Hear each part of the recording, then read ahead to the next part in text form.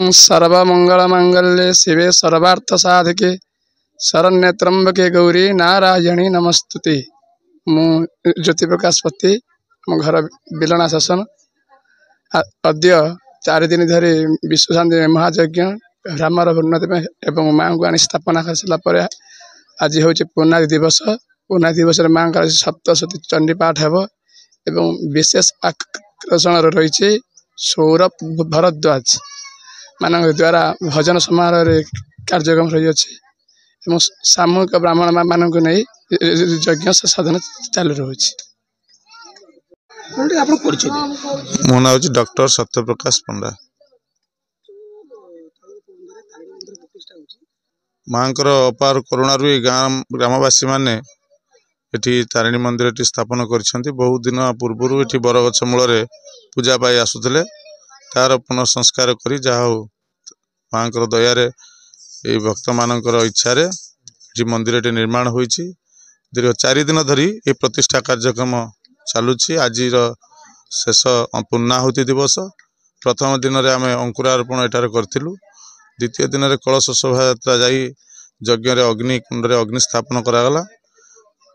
तृतीय दिन में माँ मंदिर प्रतिष्ठा आदि कार्य एवं शिखर कलश स्थापन ध्वजा उत्तोलन हो सारापर माँ स्नान शयन प्राण प्रतिष्ठा न्यास आदि कार्य समापन कर।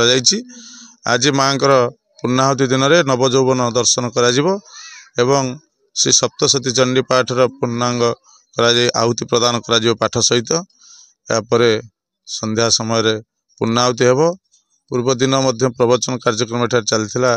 आज कौन सांस्कृतिक कार्यक्रम रखिंट कमिटर यही भाव में 4 दिन धरी एठार आम कटेबू।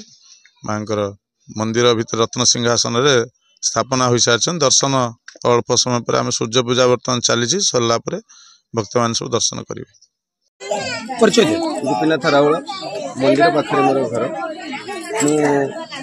प्रथम कहमी गाँव लोक आमर जो मंदिर सब सहयोग कर माँ तारिणी बहुत महिमा ये अच्छी।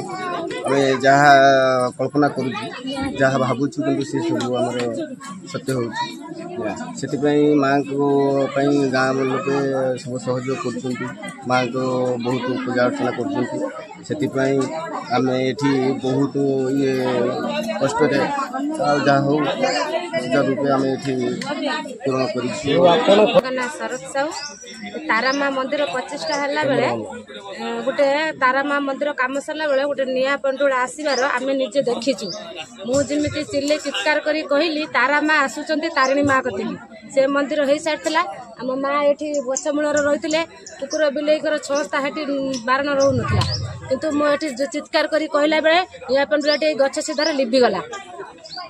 आम यहाँ अल्प दिन तले देखी आमर प्रचार है तारिणी माँ मंदिर प्रतिष्ठा हम। माँ का पाखे मानसिक रखिंट कि मानसिक रखी पूरण हो? हाँ आमर पूरण हो।